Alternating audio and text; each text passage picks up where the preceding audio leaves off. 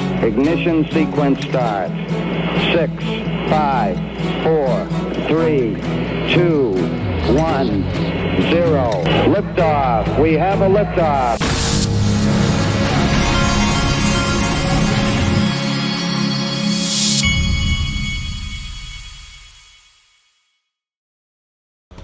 Hey everybody, this is the Digital Asset Investor, and I got an update from Nick Burafedo, who's with Link2, who is one of my sponsors. He is at the Axiom Space launch in Florida. Buddy, I've got Nick Burafedo. Listen to this. Buddy, I've got Nick Burafedo on from Link2 to give us an update. What's up, Nick? Hey, DAI, good morning. Thanks for having me on today. I am actually standing here. I just arrived in beautiful Cocoa Beach, Florida. Today I'm attending the Axiom space launch. Axiom has a manned space launch today to go to the space station. So it's going to be a lot of fun. Oh, wow. Do y'all have Axiom on the platform right now? We do. We have Axiom on the platform, and for all of our Axiom investors, if you want to see the launch day, I believe the launch is at 5:11, and you can find all the live links all over YouTube. And it's going to be it's a manned launch too. There's 4 astronauts going up to the space station, so it's a really big deal. That is cool. What else is going on at Link2? Well, actually today Ripple is coming back for the first time in over a month. So Ripple is going to be back on the platform, and right now it's actually going live on the platform right now. So by the time your listeners hear this, it's gone live and available, and we have a decent sized block, so that most of our investors will be able to get a position. Awesome. Thanks for coming on. Hey, thank you. Have a great day. All right, and if you want to watch that launch, you can go to the NASA YouTube channel. I'm going to try to remember to watch this today, so Nick is down there. Speaking of going to the moon, Brad Garlinghouse had, I don't guess you'd call those moon boots. In fact, for those of you that were around, I believe it was around 2019 when he went to Davos, he had some boots and everybody gave him a hard time about his boots. And so now it looks like he has switched them up to look like maybe cooler boots. I think he got, that people gave him a hard time the last time he had some boots on there. There's a couple of clips from Brad Garlinghouse I don't think I played. I wanted to let you hear them. I'll also give Commissioner Pham props. You know, she spent time going around the world and meeting with a lot of these other regulators, where this is not rocket science. You know, you could probably type into Sam's OpenAI, how do you regulate the U.S. and get a better answer than we're getting from the SEC. Maybe I haven't tried that actually. I should try it. That's a good sign that he's sitting there, obviously close with the people at the CFTC. Because until now, it has been the SEC and the CFTC working behind the scenes with Bitcoin and Ethereum, from what I can observe. Now, here's another interesting clip from Black Swan Capitalist. Give these guys a follow. These guys are sharp. I like them. At Verson Al-Jarrah. I guess that's how you say that. I think this year there will be Tether's hidden operation. If that isn't the truth, I don't know what is.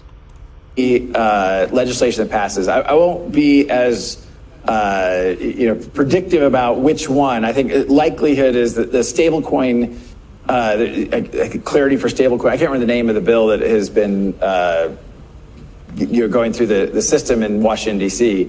But I think we will see that in part because the U.S. Treasury wants it. Right. I mean, I think the stablecoin market has really surprised people in some ways in terms of solving a real need. And I think it only makes sense for there to be regulatory clarity around that.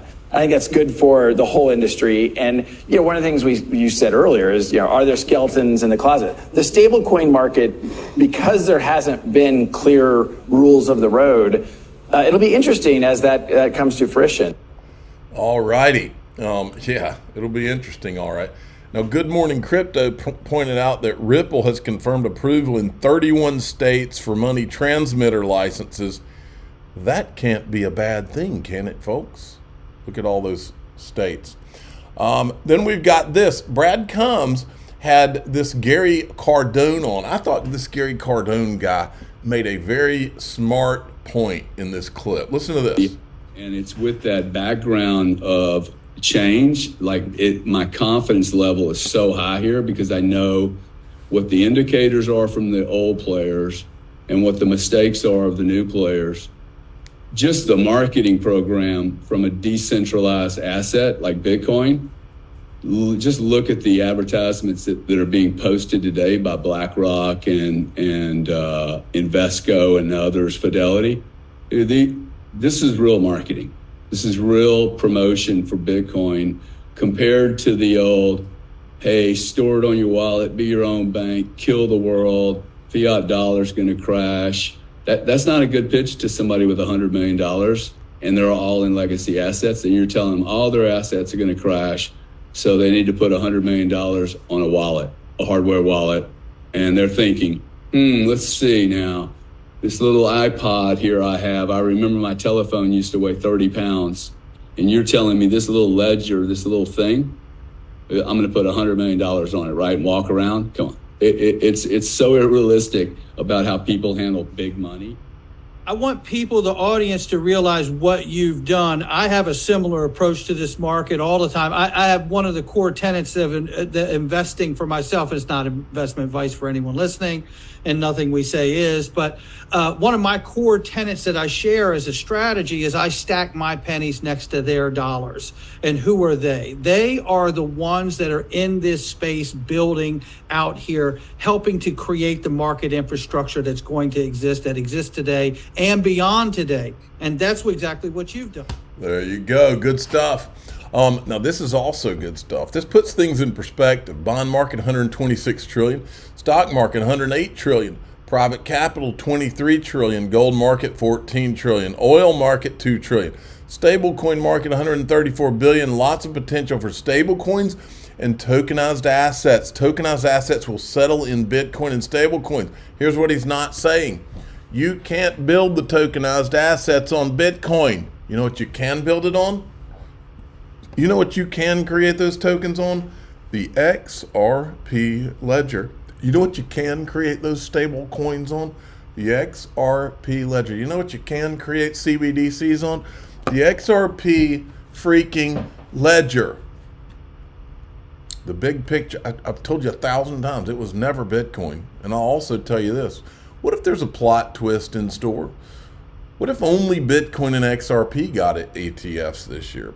XRP is still the only digital asset with legal, which means a court ruling or Congress, okay? Legal clarity. That's the uncomfortable fact that gives all the maxis nightmares. Listen to this. You got James saying above 50%. I'm curious what Ellie's odds are around an ETH ETF this year. I hate percentages, but Now, while she's talking, understand, she knows all the ins and outs of all the bad stuff that's been done with Ethereum, and she had coffee with Stephen Narioff yesterday, I believe.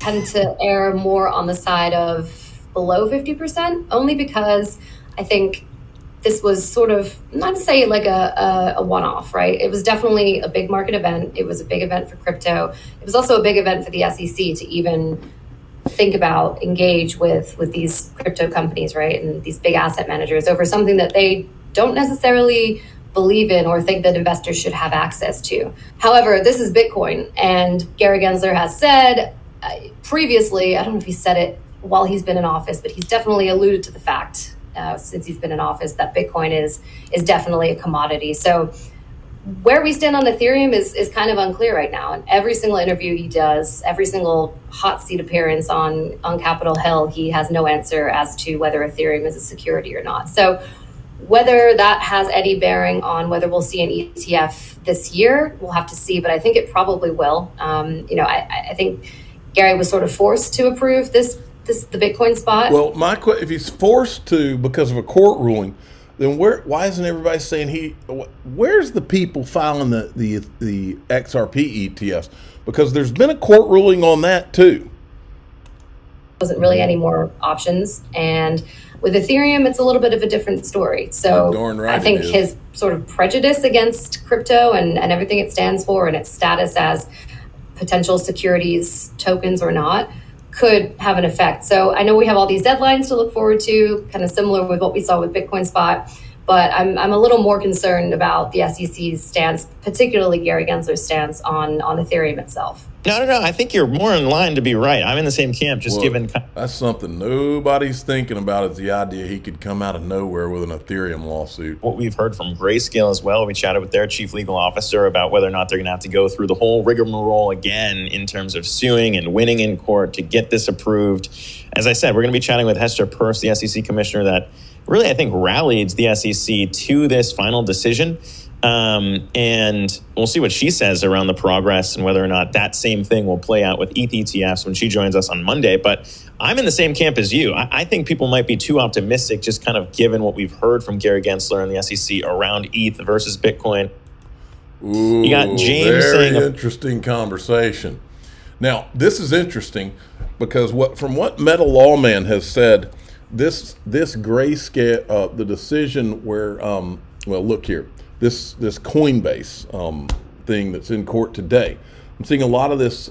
This is for all the marbles posts regarding the Coinbase, this motion to dismiss. The way I understand this, folks, is if this thing will go on if the motion to dismiss is rejected, it just means the litigation continues. But if it's awarded, it's a game changer for the entire industry. And Eleanorterret is keep doing updates on this. Here's the first one.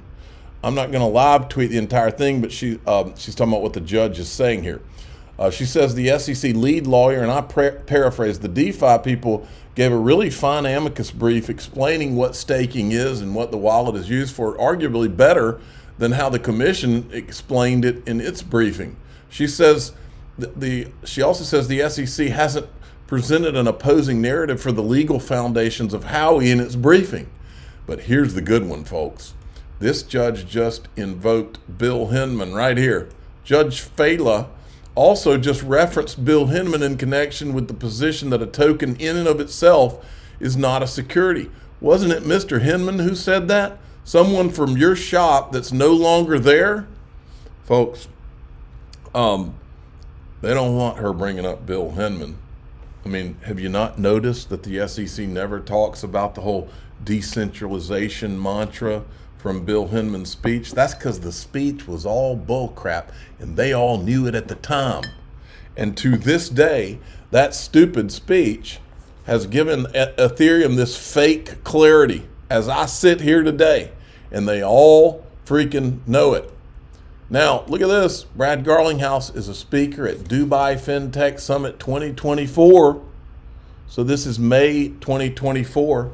Ooh, that looks like right around XRP Las Vegas. In fact, I'm pulling up my calendar because let me see. I know, let me see here.